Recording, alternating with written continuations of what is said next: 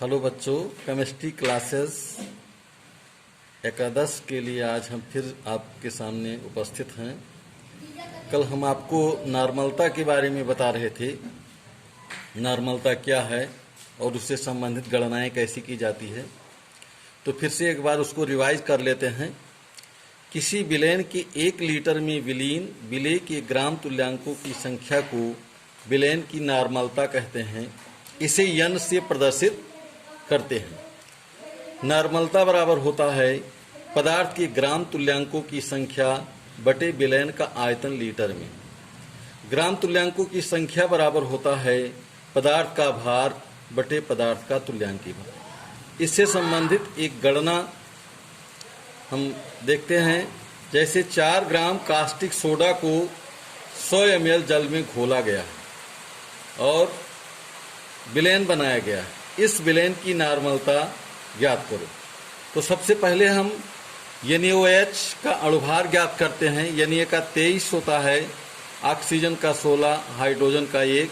इस प्रकार से NaOH का अणुभार 40 हो गया। NaOH का तुल्यांकी भार बराबर NaOH का अणुभार बटे NaOH की अम्लता। तो 40 बटे 1, क्योंकि NaOH की अम्लता 1 है इसलिए 40 बटे 1, तो इसका तुल्यांकी भार आया 40। तो नॉर्मलता बराबर पदार्थ का भार बटे पदार्थ का तुल्यांकी भार बटे विलेन का आयतन लीटर में। चूँकि विलेन का आयतन 100 ml है, अतः इसे लीटर में बदलने के लिए हम 1000 से इसे भाग दे देते हैं। अतः 4 बटे 40 बटे 100 बटे 1000। तो इसको जब हम हल करते हैं तो इस विलेन की नॉर्मलता 1n आ जाती है।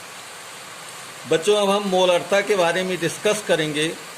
किसी विलेन की मोलरता का अभिप्राय यह है कि उस विलेन के 1 लीटर में विलीन विलेय के मोलों की संख्या विलेन की मोलरता कहलाती है। इसे यम से प्रदर्शित करते हैं। मोलरता बराबर पदार्थ के मोलों की संख्या बटे विलेन का आयतन लीटर में।